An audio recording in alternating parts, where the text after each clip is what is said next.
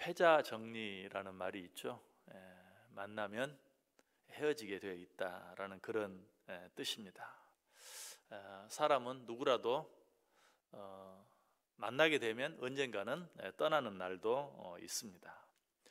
떠나가는 모양에도 여러 가지가 있죠. 어쩔 때는 멀리 이사를 가서 떠나기도 하고, 또 어쩔 때는 긴 여행을 가게 되어서 상당히 긴 시간 동안 서로 만나지 못하는, 서로 떠나게 되는 그런 일들도 있습니다.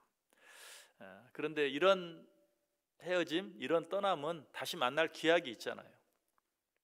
그래서 그래도 견딜만 한데, 내가 사랑하는 사람이, 또 나를 사랑해 주는 어떤 사람이 이 세상을 떠나감으로 헤어지게 되는 일, 이 일은 육신적으로는 다시 만날 수 있는 기회가 없다라는 것 때문에 더 견디기가 쉽지 않습니다. 그런데 헤어지면은 이런 헤어짐만 있는 것이 이런 헤어짐들은 물리적인 헤어짐이라고 말할 수 있는데, 이런 물리적인 헤어짐 외에도 정신적인 헤어짐도 있어요. 여전히 내 곁에 있기는 해요. 그럼에도 불구하고 그런 가운데 나를 떠나가는 사람이 있어요.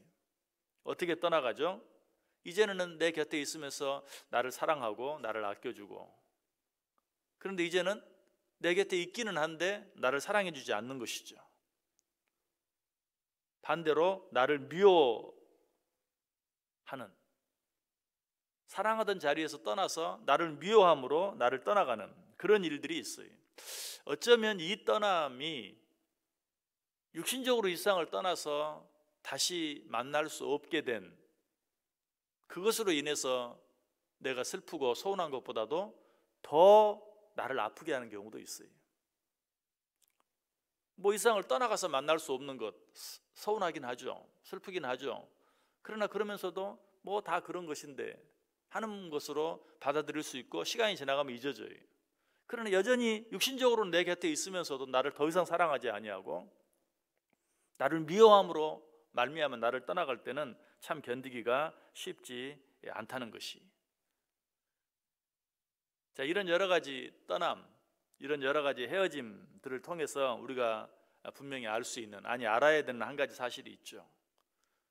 그게 무엇이냐면 사람과 사람 사이의 관계가 얼마나 중요한가 하는 것이. 그래서 어떤 사람은 이런 말을 하죠. 물질을 잃은 것은 아주 조금 잃은 것이고, 명예를 잃은 것은 조금 더 잃은 것이며, 건강을 잃은 것은 아주 많이 잃은 것이고, 관계를 잃은 것은 모든 것을 잃은 것이다 라고 말하기도 해요. 물질이나 명예나 건강보다도 관계를 잃는 것, 이것이 가장 많이 잃은 것이다 라고 말하고 있어요. 지금 시편 88편을 기록한 시편 기자가 그런 가운데 있다는 것, 우리가 지난 시간에 생각해 보았죠. 3절 이하에 잘 나와 있어요. 물은 나의 영혼에는 재난이 가득하며 나의 생명은 수월에 가까웠사오니 나는 무덤에 내려가는 자 같이 인정되고 힘없는 용사와 같으며 죽은 자 중에 던져진 바 되었으며 죽임을 당하여 무덤에 누운 자 같으니이다. 주께서 그들을 다시 기억하지 아니하시니 그들은 주의 손에서 끊어진 자니이다. 주께서 나를 깊은 웅덩이와 어둡고 음침한 곳에 두셨사오며 주의 노가 나를 심히 누르고 주의 모든 파도가 나를 괴롭게 하셨나이다. 정말 시인이 너무 힘든 가운데 있어요. 그런데 그래도 여기까지는 괜찮아요. 왜? 이 내용들은 어떻게 보면 물질을 잃은 것이고 명예를 잃은 것이고 건강을 잃은, 정확히 무엇인지는 모르지만 이 세상을 살아가면서 필요한 그러한 것들을 잃고 힘들어하고 괴로워하는 모습이 여기에서만 끝나면 괜찮은데 여기서 끝나지 않았다는 게 문제죠. 바로 오늘 본문 8절에 주께서 내가 아는 자를 내게서 멀리 떠나게 하시고 나를 그들에게 가증한 것이 되게 하셨사오니 나는 갇혀서 나갈 수 없게 되었나이다. 3절에서 7절까지의 고통, 그것이 뭘 잃어버린 고통인지 정확히 알 수는 없지만 거기까지는 괜찮아요. 그러나 시인으로 하여금 가장 견딜 수 없게 만든 가장 큰 고통은 사람들로 하여금 나를 떠나가게 했다. 나 혼자 남게 했다. 그래서 들어갈 수도 없고 나갈 수도 없는, 아무도 나를 가두지 않았지만 감옥에 갇혀 있는 것 같은 그런 신세가 되고 말았다는 것, 이것이 지금 시인을 가장 힘들게 하는 것이. 이 세상에서 가장 견디기 힘들고 어려운 것이 있다면 사랑했던 사람들이 나를 버리고 나를 배신하고 나를 떠나가는, 아니 나를 미워하게 되는 그런 일이 오늘 시인이 그러했다. 그래서 이 고통이 얼마나 컸던지 시편 88편이 끝나는 마지막 절에도 똑같은 말씀을 한 번 더 하고 있어요. 18절에 보면 주는 내게서 사랑하는 자와 친구를 멀리 떠나게 하시며 내가 아는 자를 흑암에 두셨나이다. 이 똑같은 말을 한 번 왜 더 하고 있을까? 아니 그 끝에 모든 내용을 마친 후에 한 번 더 결론적으로 왜 이런 얘기를 하고 있을까? 그것이 시인에게 가장 견디기 어려운 고통이기 때문에 그래요. 시편 88편이 여기에서 끝나버린다면, 이것이 전부라면 오늘 이 말씀을 통해서 우리가 얻을 수 있는 것은 아무것도 없어요. 그런데 이 본문 안에 내용들을 자세히 생각해 보면 이것이 끝나는 것이 아니라 그 안에 우리가 기억해야 될, 오늘 시인이 붙잡고 있는 한 가지 소망이 있었던 것을 보게 돼요. 모든 것들이 다 끊어져 버리고 모든 것들이 다 떠나가 버린 것 같은데 아직도 시인에게는 끊어지지 않은, 떠나가지 않은 관계가 남아 있었어요. 그 관계가 어떤 관계입니까? 역시 지난 시간에 이미 생각해 본 내용 가운데 1절 2절 보시면 여호와 내 구원의 하나님이에요. 내가 주야로 주 앞에서 부르짖었사오니 오직 나의 기도가 주 앞에 이르게 하시며 나의 부르짖음에 주의 귀를 기울여 주소서. 다 떠나갔어요. 다 끊어졌어요. 그러나 시인에게 남아있는 게 뭐예요? 부르짖을 수 있는 대상이 남아 있었어요. 9절도 보세요. 곤란으로 말미암아 내 눈이 쇠하였나이다. 여호와여 내가 매일 주를 부르며 주를 향하여 나의 두 손을 들었나이다. 오늘 보면 8절에서 다 떠나갔습니다. 그로 인해 어때요? 곤란으로 말미암아 내 눈이 쇠하였나이다. 아무런 소망이 남아있지 않습니다. 그럼에도 불구하고 시인은 어떻게 하고 있어요? 여호와여 내가 매일 주를 부르며 주를 향하여 나의 두 손을 들었나이다. 그에게는 아직도 부르짖을 수 있는 대상, 그것도 매일 부르짖을 수 있는 대상, 두 손을 들고 부르짖을 수 있는 대상이 그에게 남아 있었다는 것이. 13절도 보십시오. 여호와여 오직 내가 주께 부르짖었사오니 아침에 나의 기도가 주의 앞에 이르리이다. 인간적으로만 생각하면 물질을 잃고 명예를 잃고 건강을 잃은 것, 그리고 주변의 모든 사람들을 잃은 것, 그것으로 말미암아 모든 것을 잃은 것 같아요. 모든 것이 다 끝난 것 같아요. 그러나 그것은 어디까지나 하나님을 알지 못하는 사람들에게 해당되는 이야기. 하나님을 아는 사람들에게는 물질을 잃고 명예를 잃고 건강을 잃고 사람까지 잃었다 할지라도 끝이 아니에요. 왜? 아직도 남아있는 관계가 있기 때문에. 어떤 관계입니까? 이 세상을 창조하시고 나를 창조하시고 영원히 나와 함께 하시는 하나님과의 관계가 끊어지지만 않았다면 어쩌면 그 사람은 아무것도 잃지 않은 것이.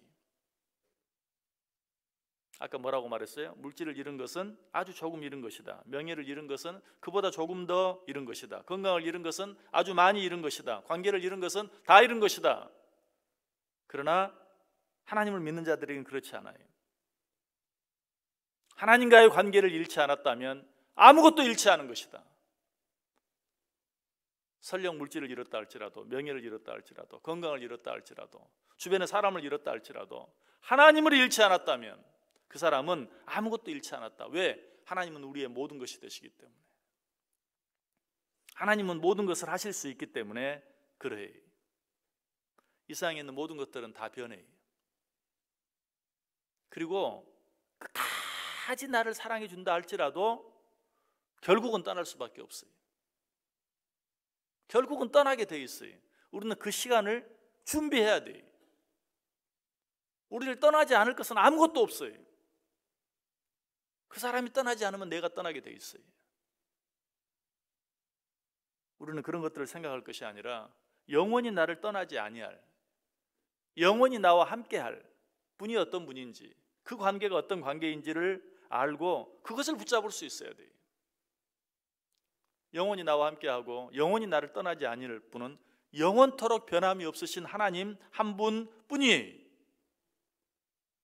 창세기 28장 15절에 분명히 말씀하십니다. 내가 너와 함께 있어 내가 어디로 가든지 너를 지키며 너를 이끌어 이 땅으로 돌아오게 할지라. 내가 내게 허락한 것을 다 이룰 때까지 너를 떠나지 아니하리라. 하나님의 약속이. 사람들도 약속은 하죠. 그러나 약속일 뿐이에요. 아무 의미가 없어요.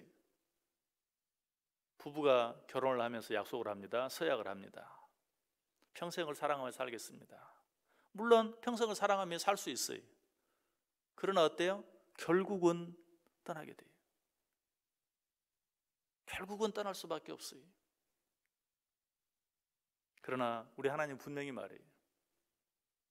내가 너를 결코 떠나지 아니하겠다. 히브리서 13장 5절도 말합니다. 그가 친히 말씀하시기를 내가 결코 너희를 버리지 아니하고 너희를 떠나지 아니하리라.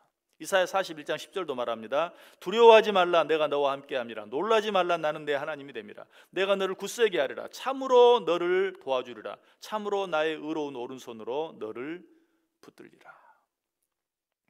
이사야 54장 10절도 말해요. 산들이 떠나며 언덕들은 옮겨질지라도 나의 자비는 내게서 떠나지 아니하며 나의 화평의 언약은 흔들리지 아니하리라. 너를 긍휼히 여기시는 여호와께서 말씀하셨느니라. 혹시 지금까지 말씀을 들으면서 다 떠나가게 돼 있다. 그러나 혹시 사람은 그럴 줄 몰라도 일상 만물 자연들은 그렇지 않다. 그렇게 생각한 사람이 있었죠. 그래서 산천은 의고하되 인걸은 간데없네 라고 시를 지은 사람이 있었죠. 사람들은 다 떠나가도 일상 자연 만물은 그대로 있다 이렇게 말하고 있는데 사실 그렇습니까? 그렇지 않아요. 요즘처럼 이렇게 발전이 빠른 시대가 아니어도 10년이면 강산이 변한다고 그랬어요. 요즘은 어때요? 10년이 아니라 눈 깜빡하고 나면 큰 산도 있다가 없어지고 없던 산도 만들어지고 그것이 일상이 사람뿐만 아니라 자연 만물까지도 변하고 그런 것들도 떠나가게 되어 있어요. 그래서 성경이 말하죠. 산들이 떠나며 언덕들은 옮겨질지라도 나의 자비는 내게서 떠나지 아니하며 나의 화평의 언약은 흔들리지 아니하리라. 너를 긍휼히 여기시는 여호와께서 말씀하셨느니라. 여러분 이 하나님과 함께 하시길 바랍니다. 이 하나님 붙드시길 바랍니다. 다른 어떤 것과의 관계보다도 이 하나님과의 관계를 중요하게 생각하세요. 그렇게 함으로 말미암아서 설령 이 세상에서 모든 것을 잃는다 할지라도 결과적으로는 아무것도 잃지 않은, 오히려 그로 인해 하나님과 관계가 더 돈독해지고 그로 인해 오히려 눈에 보이지 않는 더 귀하고 영원한 것들을 얻고 누리며 살아가는, 이 세상의 어떤 일들 때문에도 흔들리지 않는, 요동하지 않는, 오히려 하나님과의 관계가 더 굳건해지는 복된 삶 살아갈 수 있는 저와 여러분 될 수 있기를 주님의 이름으로 간절히 축원합니다. 기도하겠습니다.